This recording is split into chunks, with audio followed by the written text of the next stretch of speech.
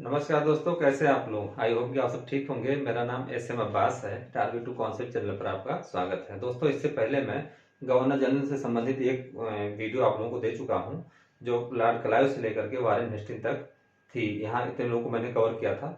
बहुत ही crucial video है। आप लोग देखेंगे तो हर एग्जाम में आप लोगों को एकदम श्योरली आपको क्वेश्चन मिलेगा, चाहे आईएएस से लेकर के जितना भी वनडे तक एग्जाम जाएंगे आपको मिलेगा। और दूसरी बात है कि यहाँ पर जो मटेरियल मैं मेरी वीडियो के माध्यम से जो मिल रहा है वो बहुत कंक्रीट है। इसमें कोई गलती नहीं, ना आपको कुछ सोचना है। आप हमारी वीडियो को आप देखिए, आपको इससे संबंधित कहीं से किसी भी नोट से बुक को पढ़ने की, टेक्स्ट बुक की पढ़ने की जरूरत नहीं होगी। ना मैं ज्यादा आपको बुक बताऊंगा कि ये पढ़ लीजिए वो पढ़ लीजिए। इतना पढ़िए जो आपको काम आए। ठीक, मैं सीधा टॉपिक पे आता हूँ। मेरे पहले गवर्नर जनरल यहाँ पर है, यहाँ पहले गवर्नर जनरल बोर्ड पर कार्नवालिस, लॉर्ड कार्नवालिस। ठीक है, ये कब है? 1786 से 93 में के बीच में है। इनका कार्यकाल 1786 से 93 1793 तक था। ठीक है, इनका मुख्य कार्य दास व्यापार पर रोक। कब? 1789 में। इसमें जितनी भी लाइनें लिखी हैं वेरी इंपॉर्टेंट हैं, मोस्ट सिग्निफिकेंट जो ये लाइनें हैं। और ये वीडियो आप लोग देखिएगा। बहुत अगर दिखाई ना पड़ रहा हो तो आप जूम करके भी देख सकते हैं, लेकिन हमारी आवाज आई होप अच्छे से जा रही होगी तो आप सुनेंगे भी तो काम आ जाएगा। ठीक है ना। तो इनके जो काम है, मुख्य काम उनके विषय में बता रहा हूँ आपको। दास व्यापार पर रोक 1789 में। अगर पूछे दास व्यापार पर रोक सर्वप्रथम किसने लगाई थी तो कार्नवालिस ने। ऐसे ही सवाल पूछता है, आपको ध्यान भी रहे। और दूसरा जो इनका वो है, दूसरा काम है, भारत में सिविल सेवा के जन्मदाता है। सिविल सेवा जिसकी तैयारी करते हैं हम लोग, उसके जन्मदाता है। सबसे पहले तो ये सिविल सेवा की परीक्षा जो होती थी इंग्लैंड में होती थी। यहाँ भी मांग की गई, भाई यहाँ भी कराया जाए। दादा बहन और भी मांग की थी। तो फिर यहाँ पर परीक्षा कराई जाने लगी। 1923 से इसकी शुरुआतें हो गई। प्रथम भारतीय आईसीएस जो थे सत्येंद्र नाथ टैगोर थे। यस एन टैगोर, सत्येंद्र नाथ टैगोर, ये सब आपको याद होना चाहिए। और पहले जो इसमें एज थी, अधिकतम एज जो आज 32 वर्ष है, पहले 23 वर्ष थी। इसको लॉर्ड लिटन ने घटा करके 19 वर्ष कर दिया था। अपने यहाँ कई लोगों ने एग्जाम पास किया था। सुभाष चंद्र बोस ने पास किया था, छोड़ दिए थे, त्यागपत्र दे दिया था। और अरविंद घोष ने भी एग्जाम तो क्वालिफाई कर लिया था, लेकिन घुड़सवारी में वो फेल हो गए थे। तो वहां से डब्ल्यू.सी. बनर्जी जो थे वो उन्हें निलंबित कर दिया गया था। तो कई लोग यहाँ पर अपने यहाँ एग्जाम, एक कठिन एग्जाम को उस समय में पास किए थे। तो अपने यहाँ ज्ञान की कमी नहीं, ज्ञान की धारा रहती थी। और उसमें सुभाष चंद्र बोस जैसे लोगों को, इनको पूछिए मत कितना इनमें जज्बा था देश की आज़ादी को लेकर के और एजुकेशन को लेकर के। इसका हम सब शब्द से बयान नहीं कर सकते। भारत में तो एक जन्मदाता क्या है, भारत में सिविल सेवा का जन्मदाता, और भारत में पुलिस सेवा का भी जन्मदाता कौन है? कार्नवालिस। ये सब ध्यान रहे आपको, इस सवाल पूछता है। स्थायी बंदोबस्त व्यवस्था की शुरुआत भी की कब? 1793 में। तो स्थायी बंदोबस्त कब शुरू हुआ, इसे खाली सीधा पूछ लेता है। 1793 में। किसने शुरू किया था? लॉर्ड कार्नवालिस ने। तो एकदम ध्यान रहे। और इस व्यवस्था के साथ तहत हुआ क्या था, जमींदारों को भूमि का मालिक मान लिया गया था, स्वामी मान लिया गया था। जमींदारों को भूमि का स्वामी मान लिया गया था। ठीक है। अस्थाई बंदोबस्त की जो का समर्थन जो है आरसी दत्त महोदय ने किया था। स्थायी बंदोबस्त यानी लॉर्ड कार्नवालिस का स्थायी बंदोबस्त जो 1793 में लागू हुआ था, उसका जो समर्थन किया था आरसी दत्त ने। आरसी दत्त ने। ये सब आपको ध्यान रहे, सब लाइन टू लाइन सवाल पूछे जाते हैं। कार्नवालिस कोड यानी कार्नवालिस संहिता का निर्माण हुआ 1793 में। ये शक्तियों के पृथक्करण के सिद्धांत पर आधारित थी, जिसके तहत कर और न्याय प्रशासन को अलग कर दिया गया था। कर और न्याय प्रशासन को अलग कर दिया गया था। अगर पूछे कि कार्नवालिस संहिता किससे संबंधित है, तो शक्तियों के पृथक्करण से संबंधित है। कब? 1793 में। और एकमात्र गवर्नर जनरल हैं जिनकी मृत्यु यहाँ पर, और इनकी जिनकी समाधि जो है, मृत्यु कई लोग यहाँ पर है, लेकिन जिनकी समाधि गाजीपुर यूपी में है, यानी यहीं पे दफन है, गाजीपुर उत्तर प्रदेश में। ठीक है। ये 2 बार सवाल पूछ चुका है, पीसेस में सवाल पूछ चुका है। तो ये आप लोगों को आई होप के समझ में आ रहा होगा। आप लोग चाहे तो वीडियो ही बना, इसका आप नोट्स भी बना सकते हैं। मैं थोड़ी देर के लिए हट भी जाता हूँ, तो आप लोग वीडियो इसको पॉज करके वीडियो को नोट्स से बना सकते हैं। इतने अच्छे से आपको नोट्स, आपकी इतनी अच्छी नोट्स बन जाएगी कि आप एक बार देखेंगे आपको याद हो जाएगा। ठीक है ना। अब हम आते हैं सर जॉन शोर पे। इनका कार्यकाल है 1793 से 1798 के बीच में। हाँ, 1793 से 1798 के बीच में। मैसूर के प्रति हस्तक्षेप की नीति भी सवाल पूछा जाता है। मैसूर के प्रति हस्तक्षेप की नीति, यानी हस्तक्षेप की नीति नहीं, हस्तक्षेप की नीति। हम कोई हस्तक्षेप नहीं करेंगे, आप आराम से रहिए। तो मैसूर के प्रति, मैसूर शब्द भी ध्यान है, हस्तक्षेप की नीति जो है सर जॉन शोर ने अपनाई थी, ठीक है ना। अब फिर एक वेलेस्ली आ जाते हैं, लॉर्ड वेलेस्ली 1798 से 1805 इनका कार्यकाल है। सहायक संधि प्रणाली की शुरुआत करते हैं, सहायक संधि प्रणाली। अब आप पूछेंगे सहायक संधि प्रणाली क्या है। इसके तहत क्या था कि भारत में ब्रिटिश सत्ता को मजबूत करना था और सर्वश्रेष्ठ स्थापित करना था सत्ता को, और फ्रांसीसी सत्ता को कमजोर करना था। दो चीज।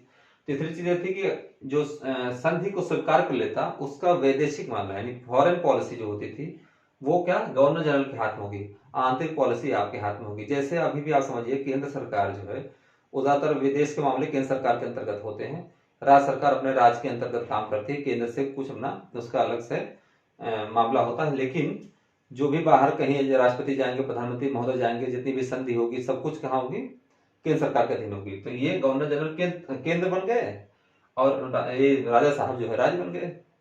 तो ये रियासतें राज्य थी भी। तो ऐसे सवाल ये भी पूछता है सहायक संधि प्रणाली की शुरुआत किसने की थी, लॉर्ड वेलेस्ली ने। यहाँ पर कभी धोखा न हो, स्थायी बंदोबस्त और सहायक संधि में फर्क है। सहायक संधि प्रणाली तो आपको समझ में आएगा सहायक संधि प्रणाली क्या थी।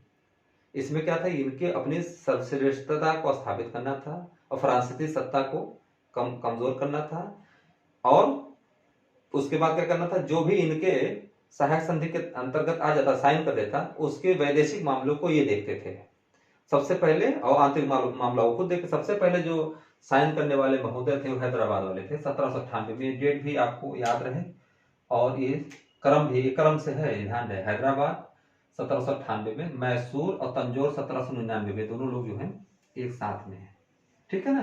1799 में, अगर कम दिख रहा हो तो मेरी आवाज आप सुनिए। फिर अवध है 1801 में, भी सवाल पूछा जा चुका है। फिर पेशवा 1802 में, भोसले हैं 1803 में, और सिंधिया 1804 में। और भी आगे सिंधिया परिवार जो है इसको तो अभी जिंदा है ना, सिंधिया परिवार, इसको आप समझिए वही सिंधिया परिवार है। बाकी भोसले, पेशवा ये सब जो है मराठा सरदार लोग हैं। अवध में तो हम लोग अवध के हैं तो जान ही रहे हैं, हैदराबाद के निजाम आपको पता है।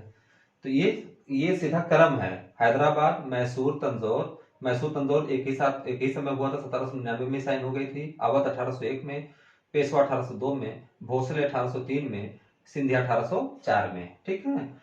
फोर्ट विलियम कॉलेज की स्थापना भी किसने की थी, लॉर्ड वेलेस्ली ने। फोर्ट विलियम कॉलेज की स्थापना लॉर्ड वेलेस्ली ने की थी। कब, 1800 में। कहा, कलकत्ता में। 1800 में कहा, कलकत्ता में, फोर्ट विलियम कॉलेज। ये किस लिए, ये जो आईसीएस परीक्षा उत्तीर्ण कर जाते थे उनका ट्रेनिंग सेंटर यहाँ होता था। जैसे अपना यूपी मुरादाबाद में ट्रेनिंग सेंटर है, लखनऊ में ट्रेनिंग सेंटर है, वहाँ यूपीएससी मैसूर में ट्रेनिंग सेंटर है। तो इसी तरीके से training centre fort William college के नाम से कलकत्ता में स्थापित किया गया था कि आप यहाँ पर आप आके प्रशिक्षण अपना लीजिए, ट्रेनिंग लीजिए, ठीक है ना। तो फोर्ट विलियम कॉलेज की स्थापना किसने की थी, लॉर्ड वेलेस्ली ने। सहायक संधि प्रणाली की शुरुआत किसने की थी, लॉर्ड वेलेस्ली ने। सहायक संधि प्रणाली को सर्वप्रथम साइन करने वाले सर्वप्रथम किस रियासत ने साइन की थी, कौन अपनाया था, तो हैदराबाद रियासत में।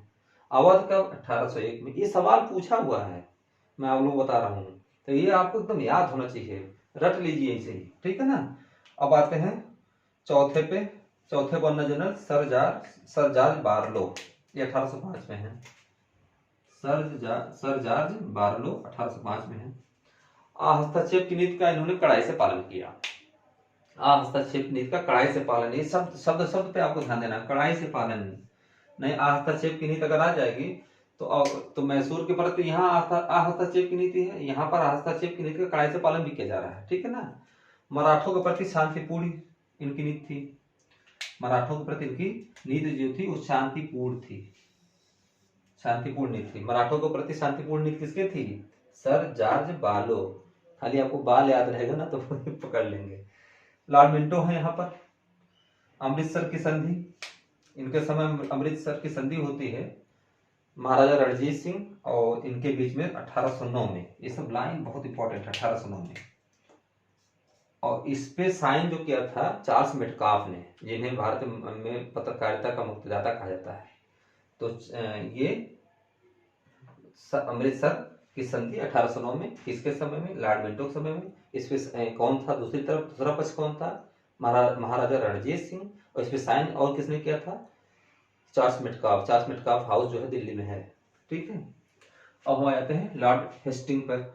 अब आपने, हम इससे पहले हमारी वीडियो देखेंगे तो वारेन हेस्टिंग है, यहाँ लॉर्ड हेस्टिंग है। तो ये ध्यान आपको रहे कि वारेन हेस्टिंग, लॉर्ड हेस्टिंग, नहीं तो यही शब्द होता कि आप वहां से एग्जाम दे के आए, सर हमने हेस्टिंग मारा था लेकिन गलत कह दिया। आयोग ने, आप अपनी सूक्ष्म निरीक्षण, सूक्ष्म दृष्टि को देखते रहिए, तो सूक्ष्म दृष्टि से आप देखेंगे तो आपकी गलती नहीं होगी, ठीक है ना। हस्तक्षेप नीति का इन्होंने कहा छोड़ो यार, हस्तक्षेप की नीति क्या होती है, इसको छोड़ो, परित्याग कर दो। तो इन्होंने छोड़ दिया। और इनके साथ जो है, इसी के साथ भारत में ब्रिटिश प्रभुसत्ता की स्थापना को स्थापित, अब ब्रिटिश सत्ता और मजबूत तरीके से स्थापित हो गई जब इन्होंने परित्याग कर दिया। तो भारत में ब्रिटिश सत्ता इसी के समय, इन्हीं के समय स्थापित हुई। तो भारत में ब्रिटिश प्रभुसत्ता किसके समय स्थापित हुई थी, लॉर्ड हेस्टिंग। ये लॉर्ड हेस्टिंग, ध्यान, ये लॉर्ड वाला मामला ना ध्यान रहे। हम थोड़ा दूसरा मार्कर लाएंगे, रेड कल लेके आएंगे तो आप लोगों को रेड से क्योंकि दोनों मार्कर यहाँ यूज हो जाता है तो तीसरे मार्कर से आप लोगों को पढ़ाते हैं, ठीक है ना। तो लॉर्ड हेस्टिंग, हस्तक्षेप की नीति का कड़ाई से पालन, ब्रिटिश प्रभुसत्ता इन्हीं के समय स्थापित हुई। आंग्ल नेपाल युद्ध, ये आपको ध्यान रहे, आंग्ल नेपाल युद्ध 1814 से 16, ये सब पूछता रहता है, इसे सीधा सीधा दे देगा और मिलान के लिए देगा, आंग्ल नेपाल लिख देगा और आगे 1814-16 लिख देगा, फिर नीचे कर्नाटक लिख देगा, नेपाल लिख देगा, म्यांमार युद्ध लिख देगा। तो ये सब आपको ध्यान रहेगा 1814 और 16 के बीच में। इसकी समाप्ति जो हुई है 1816 में, किसके माध्यम से, संगौली की संधि से। इसमें क्या हो गया, फिर काठमांडू में गोरखों ने स्वीकार कर लिया कि आप हमारे यहाँ, आपकी फौज भी रहेगी। और उस समय नैनीताल उतार जो है नेपाल के साथ होता है, नैनीताल, मनाली, ये सब जो है भारत के ब्रिटिश प्रभुत्व में आ गए, यानी भारतीय हिस्से बन गए, ठीक है ना। तो संगौली की संधि पूछता है 1816 में, एकदम पता है आपको। संगौली की संधि जो है, संगौली या सुगौली कुछ भी पूछे इसको, 1816 में, संगौली की संधि 1816 में, ठीक है ना, एकदम याद है आपको। आंग्ल नेपाल युद्ध किसके समय हुआ था, लॉर्ड हेस्टिंग। लॉर्ड हेस्टिंग एकदम याद, लॉर्ड हेस्टिंग आपको एकदम याद होना चाहिए। आंग्ल नेपाल युद्ध 1814 से 16 के बीच में, ये 1814-16 के बीच में समाप्ति किस संधि के माध्यम समाप्ति हुई, संगौली या सुगौली की संधि।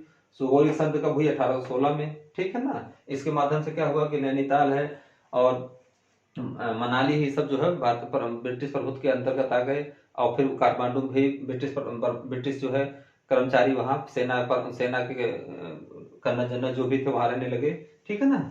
पिंडारियों का दमन, पिंडारी शब्द मराठी है, इसका मतलब है लूट मार करने वाले। तो इसमें हिंदू मुसलमान दोनों होते थे। तो इसमें जो है मराठा जो थे सरदार थे, उनका इसमें उनका हस्तक्षेप होता था, मतलब वही संचालित करते थे। फिर इनका दमन कर दिया गया कई तरीके से। तो फिर पिंडारियों का दमन इसने लॉर्ड हेस्टिंग ने किया था, बहुत बुरी तरीके से किया था। तो पिंडारियों का दमन, मराठा संघ का अंत कर दिया इसने, तो क्योंकि मराठों के पीछे पड़ गया था। तो अंत कैसे हुआ, थर्ड आंग्ल मराठा युद्ध में, तीसरे आंग्ल मराठा युद्ध में, जब इसकी अंग्रेजों की जीत हो गई, यानी लॉर्ड हेस्टिंग जीत गया, तो इसने इनके संघ को खत्म कर दिया, ध्वस्त कर दिया। अब उसके बाद क्या था, बाजीराव को गद्दी से उतार करके, इनको बाजीराव गद्दी से उतार करके 18 लाख रुपए की वार्षिक पेंशन दे करके कानपुर के बिठूर में बैठा दिया, भेज दिया, जाओ जाइए वहीं पर अपना जो भी पुरजा चना जो भी करना आप वहीं करिए, अब जाइए। फिर यहीं से जब हम 1857 क्रांति पढ़ाएंगे तो यहीं से मामला आएगा नाना साहब वाला, ताता तो तोपे और नाना साहब का आपको बताएंगे। लेकिन जब 1857 क्रांति फिर मेंस और पीरी दोनों पर्पज से पढ़ाएंगे, एक ही क्लास में पीरी और मेंस दोनों ले लेंगे, तो आप लोगों को एकदम बढ़िया से 1857 क्रांति पता चल जाएगी। और सेकंड लास्ट है लॉर्ड एडम्स, 1823 में है ये। प्रेस पे प्रतिबंध, ये लोग प्रेस पे प्रतिबंध तुरंत लगाते थे, क्योंकि प्रेस जो है ना, ये इनके लिए मुसीबत बन जाता था। प्रेस जो है सच्चाई लिखता था, आम जन तक प्रेस ही पहुंचता था, पेपर पहुंचता था, कहाँ मोबाइल और रेडियो ना के बराबर था। तो प्रेस पत्र पहुंचता था, इससे लोग जागरूक होते थे और उनमें आंदोलन करने की एक अंदर से चेष्टा जगती थी, और फिर इनके लिए वो मुसीबत हो जाता था, इनकी सत्ता उखाड़ने के लिए जनता इकट्ठा हो जाती थी। तो प्रेस पे प्रतिबंध पहले लगाते थे। इसलिए आज भी आप देखते होंगे ना कि जो अब तो इलेक्ट्रॉनिक मीडिया है, सोशल मीडिया है, तो जो भी सरकारें होती है वो उस पर नियंत्रण स्थापित करना चाहती है, जिससे कि हमारे प्रति जनता में कोई निगेटिविटी न फैलने पाए। तो उस तरीके से जो है हम जो करें वो ठीक दिखाया जाए। तो कभी कभी किसी घटना को, सकारात्मक घटना को भी नकारात्मक तरीके से पेश किया जा सकता है, प्रस्तुत किया जा सकता है। तो ये सब आपको ध्यान देना है। आप तैयारी करते हैं, बहुत ही तटस्थ होकर हर चीज समझिए, सुनिए, और किसी भी पार्टी और किसी उसका जो है विरोध या वो करने से पहले आप सोचिए कि उनके पीछे कुछ कारण तो नहीं है। अब हम आ जाते हैं लॉर्ड एमहर्स्ट, नाम बड़ा कठिन है। एमहर्स्ट, ये 1823 से 28 के बीच में है। बैरकपुर छावनी विद्रोह 1824 में इन्हीं के समय हुआ था। बैरकपुर छावनी विद्रोह 1824 में, बैरकपुर छावनी विद्रोह 1824 में इन्हीं के समय हुआ था। अकबर, अब ये पहला ये गवर्नर जनरल था जो अकबर सेकंड, जो मुगल बादशाह था, बराबरी का स्तर पर उनसे मिला। एकदम आप जैसे आप वैसे हम, ऐसे ही। पहले क्या था, ऐसे आप जाइए नीचे करके, हुजूर हम आ रहे हैं। अब क्या हुआ कि यहाँ तो सत्ता कमजोर हो गई। तो जब सत्ता कमजोर हो गई तो फिर बराबरी हो गई। तो यहाँ पर अकबर सेकंड से बराबरी स्तर पे मिला था। प्रथम आंग्ल बर्मा युद्ध 1824 से 26 के बीच में इसी के समय हुआ था। प्रथम आंग्ल बर्मा युद्ध किसके समय हुआ था? लॉर्ड एमहर्स्ट के बीच में प्रथम आंग्ल बर्मा युद्ध कब? 1824 से 26 के बीच में। इसका समापन जो हुआ यानडूब की संधि, ये बहुत इंपॉर्टेंट है। यानडूब की संधि ये 1826 में हुई थी। यानडूब की संधि कब हुई थी? 1826 में। और प्रथम आंग्ल बर्मा युद्ध कब हुआ? किसके समय हुआ? लॉर्ड एमहर्स्ट के समय। और कब? 1824 से 26 के बीच में। ठीक है ना? तो ये आपको, इसमें हम नॉर्मल कोई ऐसी चीज नहीं जो आपको बता दें कि मोस्ट इंपॉर्टेंट है, लगभग मोस्ट इंपॉर्टेंट चीज इसमें है। आप सब कुछ जो है आप इसका 2 बार 3 बार, मैं ज्यादा बड़ी वीडियो नहीं बनाता, कुछ वीडियो बड़ी हैं, लेकिन क्योंकि उसमें मैं इसको बहुत लंबा भी खींच सकता हूँ, क्योंकि आपको भी बताने लगूं कि अकबर सेकंड कौन था। तो इसको लेकर के ज्यादा जो है मामला आगे बढ़ जाएगा। तो मैं सोचता हूँ कि उतना ही आपको बताऊं जितना आपको लेकर के। अकबर सेकंड ने जो है राजा राम मोहन राय को भेजा भी था। तो इनका संबंध राजा राम मोहन राय, तो इस अभी इनके विषय में बहुत बातें हैं, लेकिन आपको धीरे धीरे टपकन थ्योरी में थोड़ा थोड़ा आपको मिलता रहेगा, तो आपको भी आसानी से, नहीं थोड़ा खाना खाएंगे तो बच जाएगा। तो ठीक है, इसी के साथ हमारे वीडियो का आप पूरी तरीके से, हमें पहले ही बताना चाहिए, लेकिन हमारे वीडियो को पूरा दिखा करके आपको निश्चित तौर पे बहुत फायदा मिलेगा। इसी के साथ जय हिंद, जय भारत। हमारे चैनल को सब्सक्राइब करिए और अपने दोस्तों में शेयर किया करिए। टेलीग्राम चैनल पे भी हमारे इसी नाम से टेलीग्राम पे भी है, आप वहां जाइए, मैं वहां भी लिंक शेयर कर देता हूँ। ठीक है ना?